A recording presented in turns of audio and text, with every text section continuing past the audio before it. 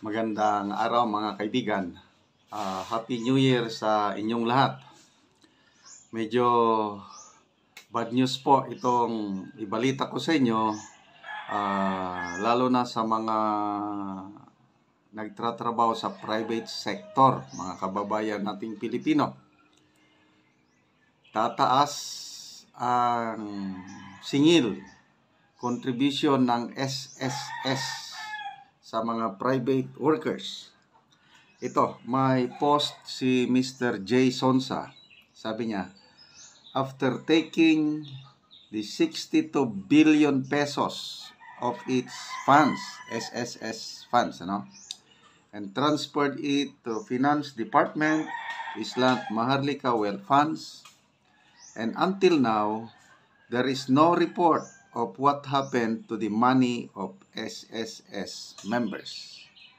So, yan na.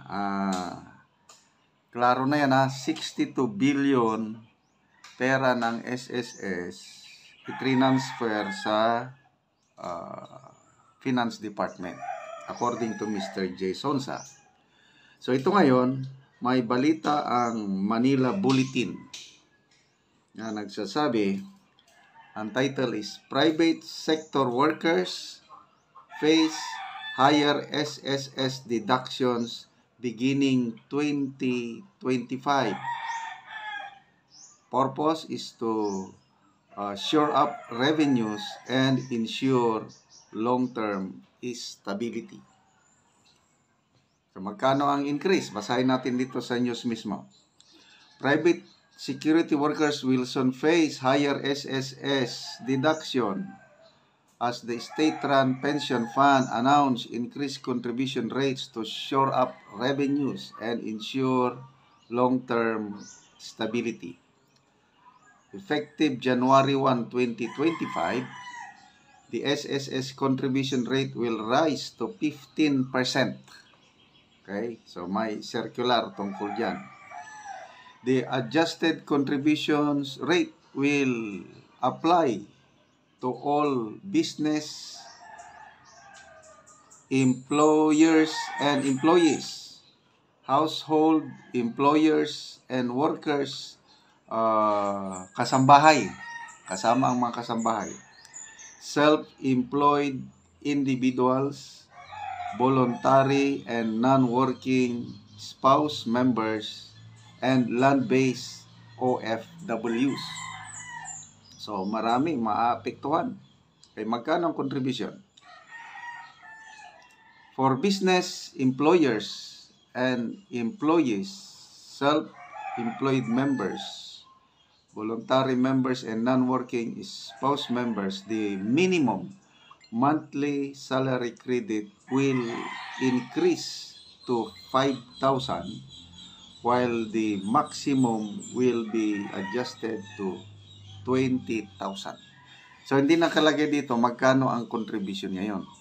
Kaya lang, sa pag-increase, 5,000 pinakamababa, 20,000 pinakamataas. Ang laking deduction yan, yung 20,000. So, sinasabi dito, members who have paid contribution in advance for January 2025 and beyond must settle any underpayment to maintain their contributions at the new minimum deduction. So, ulitin ko mula sa present rate, tataas 5,000 pinakamababa, pinakamataas 20,000. Okay. So, tungkol naman sa PhilHealth, kasi zero subsidy ang PhilHealth ngayon.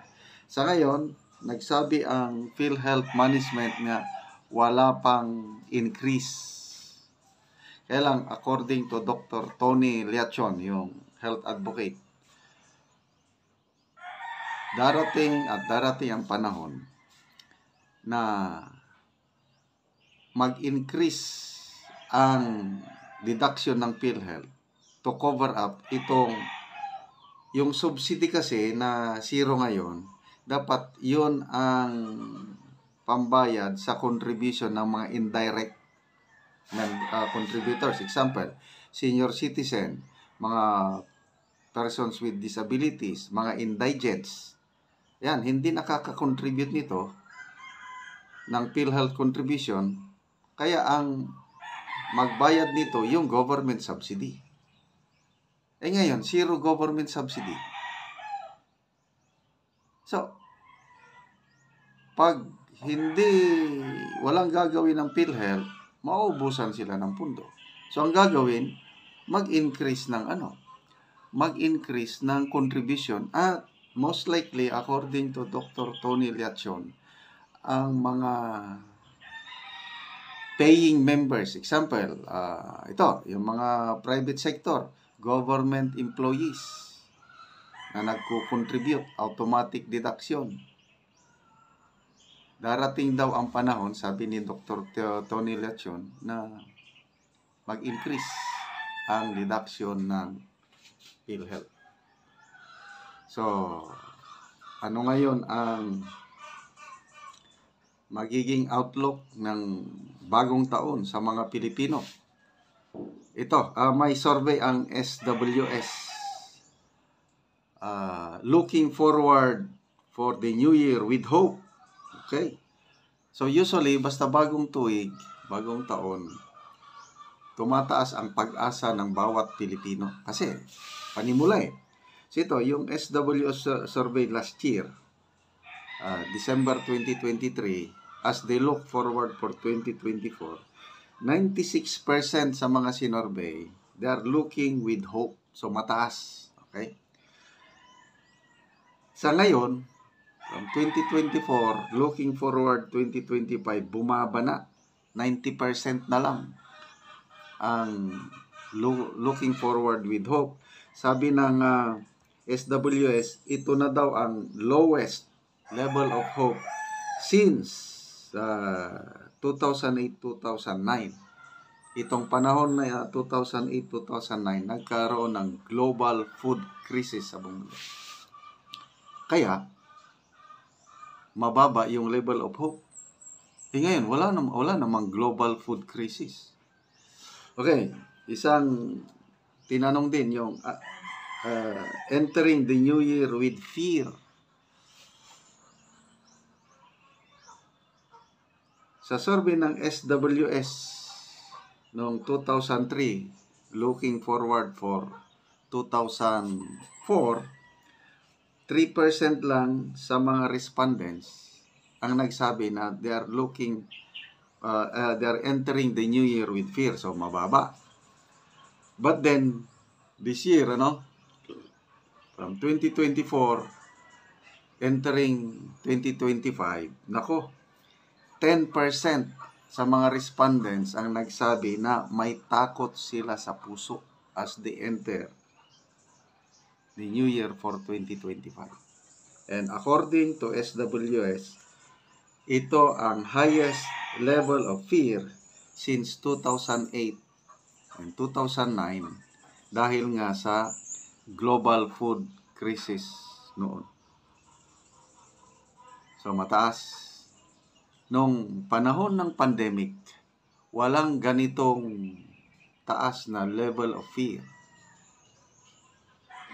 Kahit naghihirap ng buhay kasi